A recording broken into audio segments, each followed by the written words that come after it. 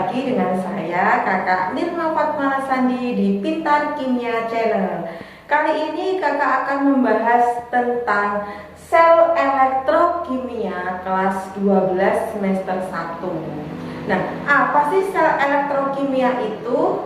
Sel elektrokimia sebenarnya sering kita jumpai dalam kehidupan sehari-hari. Contohnya adalah baterai, kemudian kalkulator. Nah, itu termasuk salah satu contoh sel elektrokimia.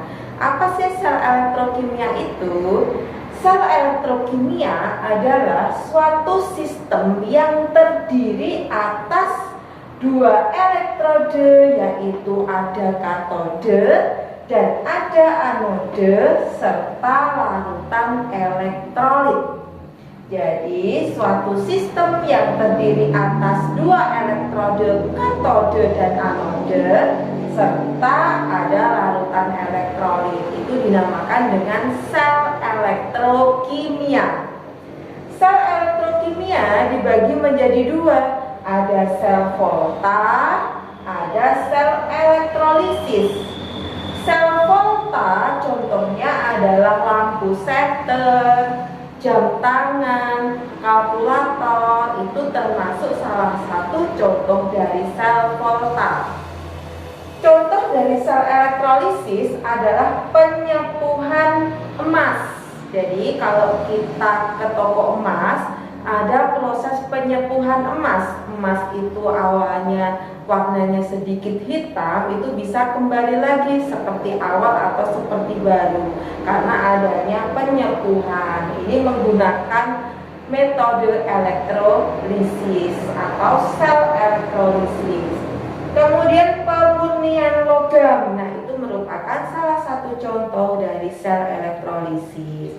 Lalu, apa sih perbedaan antara sel volta dan sel elektrolisis itu? Sel volta dan sel elektrolisis adalah suatu sel yang sama-sama memiliki katode dan anode. Di sel elektrolisis juga memiliki anode dan katode. Persamaannya lagi adalah terjadi reaksi redoks. Di sel volta dan di sel elektrolisis itu terjadi reaksi redoks, yaitu reaksi reduksi dan reaksi oksidasi. Jadi di sini persamaan dari sel volta dan sel elektrolisis itu adalah sama-sama memiliki anode dan katode serta terjadi sel elektrolisis. Nah, di sini adalah persamaan dari sel volta dan sel elektrolisis. Lalu apa sih perbedaannya? Kalau ini tadi persamaan ya. Nah, yang kedua adalah perbedaan dari sel volta dan sel elektrolisis. Perbedaannya adalah diingat-ingat, pada katode itu adalah elektrodanya bertindak sebagai elektroda positif, sedangkan anodenya bertindak sebagai elektroda negatif atau disingkat KPAN atau kepan ya. Kepan itu adalah sel volta, katoda positif, anoda negatif. Kapan? Pan ya, sel volta. Kemudian kalau pada sel elektrolisis kebalikannya dari sel volta, yaitu katodenya bertindak sebagai elektroda negatif dan anodenya bertindak sebagai elektroda positif atau disingkat dengan kenap. Jadi ada kepan dan ada kenap. Kepan kenap. Kepan pada sel volta, kenap pada sel elektrolisis. Jadi katoda negatif, anoda positif itu terjadi pada sel elektrolisis. Kemudian perbedaannya lagi adalah di sel volta itu terjadi perubahan energi kimia menjadi energi listrik. Jadi contoh baterai itu kan tidak pakai listrik ya, tapi pakai energi kimia, tapi bisa berubah menjadi energi listrik. Artinya di sini reaksi pada baterai itu berlangsung sebagai reaksi redoks spontan atau reaksinya berlangsung tanpa adanya energi listrik atau tanpa bantuan dari energi listrik. Tetapi pada sel volta malah atau menghasilkan sel listrik. Jadi tidak membutuhkan energi listrik tapi menghasilkan listrik. Itu pada sel volta. Kemudian kalau pada sel elektrolisis, kebalikannya dari sel volta, yaitu sel elektrolisis itu energi listrik dirubah menjadi energi kimia. Jadi di sini terjadi reaksi redoks tidak spontan, artinya adalah berlangsung dengan menggunakan energi listrik atau bantuan energi listrik.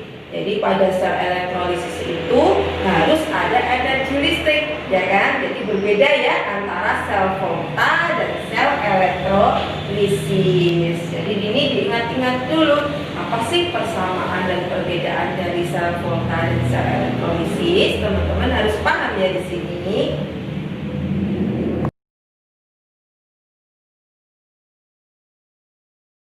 Nah, sekarang kita belajar tentang sel volta terlebih dahulu ya.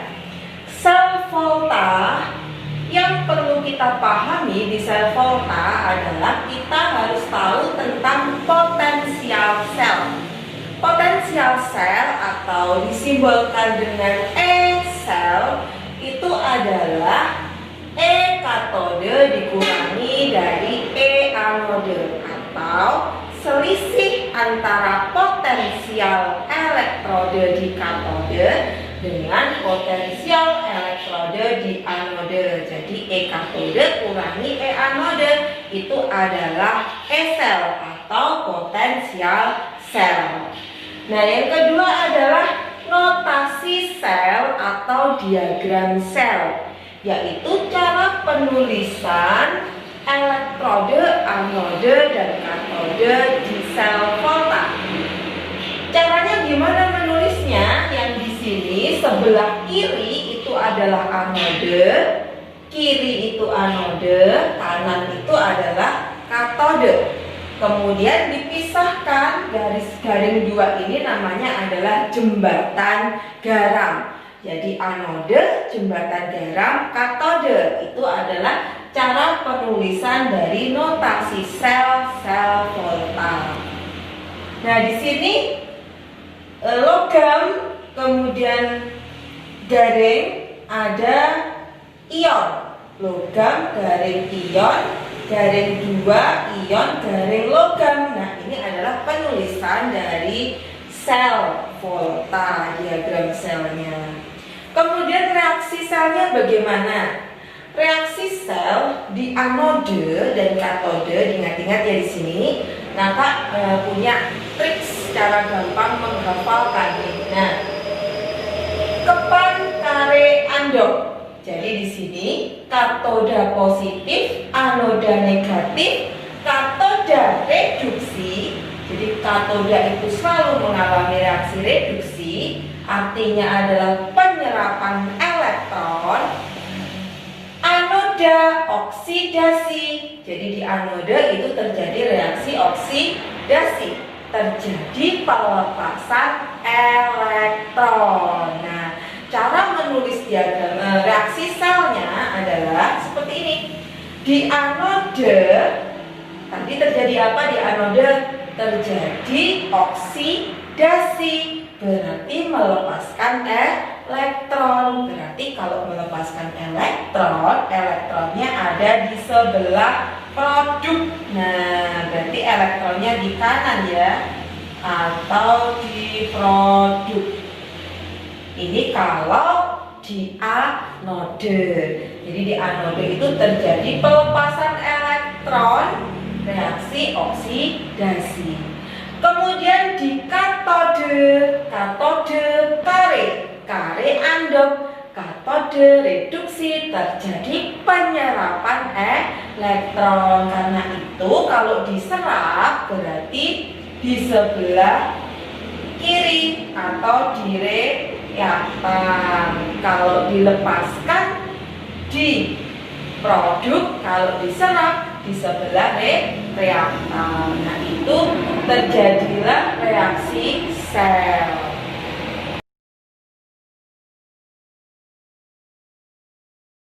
Sekarang gambar dari sel volta ya. Sel volta ini memiliki elektrolit. Di sini ada elektrolit dan ada elektrolit. Yang pertama elektrolit yang menghubungkan atau dimasuki oleh elektrode negatif yang bertindak sebagai anode. Kemudian ada elektrode positif yang bertindak sebagai katode. Nah, di sini ada larutan elektrolit. Fungsinya apa sih larutan elektrolit dalam sel volta itu? Fungsi larutan elektrolit adalah digunakan untuk menghantarkan listrik. Jadi, kita harus menggunakan larutan elektrolit di sini. Kemudian, setelah ada larutan elektrolit di antara dua elektrode, dihubungkan oleh jembatan garam. Nah, di sini jembatan garam itu fungsinya untuk apa? Jembatan garam fungsinya adalah untuk menetralkan kelebihan ion positif dan ion negatif. Lalu jembatan garam itu terbuat dari apa sih? Nah, jembatan garam itu biasanya berisi oleh NaCl, KCl, NaNO3 atau KNO3. Kemudian anode sama katode itu harus logam ya, karena logam dapat mengantarkan listrik. Jadi di sini biasanya elektrodenya itu adalah berupa logam. Ini kakak contohkan adalah Zn yaitu seng, sama elektroda Cu yaitu tembaga. Bagaimana sih aliran elektron dalam sel volta itu? Aliran elektron di dalam sel volta adalah dari anode ke katode. Jadi alirannya adalah dari anode mengalir ke katode. Nah, gini. Kenapa kok mengalirnya dari anode ke katode? Karena di anode terjadi apa tadi? Anode terjadi reaksi oksidasi, berarti melepaskan elektron. Jadi elektron di anode ini dilepaskan, baru ditangkap oleh katode.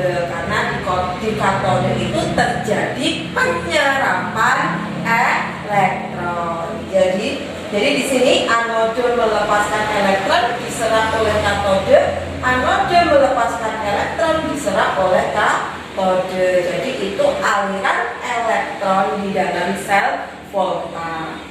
Lalu untuk aliran arusnya bagaimana? Aliran arus itu adalah dari kutub positif ke kutub negatif atau elektroda positif ke elektroda negatif. Itu adalah aliran arus. Nah, di sini fungsinya katode itu untuk apa? Katode fungsinya adalah sebagai tempat terjadinya reaksi reduksi, yaitu kare. Katoda tempat reduksi. Kalau di anode terjadinya tempat apa? Terjadi tempat reaksi oksidasi. Jadi kare andon katode reduksi, anode oksidasi. Jadi teman-teman harus ingat di sini. Kalau kita ingat trik ini, kepan kare andon, kita bisa menentukan siapa sih katodenya, siapa sih anodenya. Nah, gitu. Contoh soalnya seperti ini.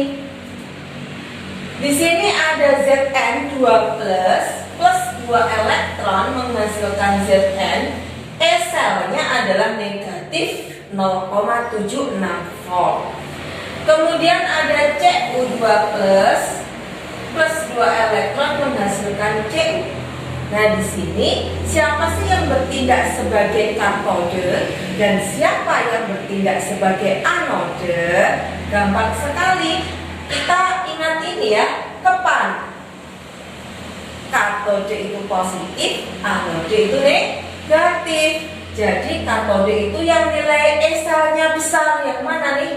Yang E selnya besar adalah Cu. Nah, berarti di sini Cu ini adalah sebagai katode, sedangkan sebagai anodenya adalah anode itu negatif. Berarti yang E selnya itu yang sangat kecil. Nah, yang sangat kecil siapa nih? Yaitu Zn. Jadi Zn ini sebagai anode. Nanti di Cu itu terjadi reaksi reduksi. Karena kare, di Zn terjadi reaksi oksidasi andop ya, oksidasi. Nah, seperti ini. Jadi cara menentukan kalau ada soal seperti ini, kita belum tahu siapa yang reduksi, siapa yang oksidasi, cara menentukannya gampang sekali. Katode itu yang besar, anode itu yang kecil.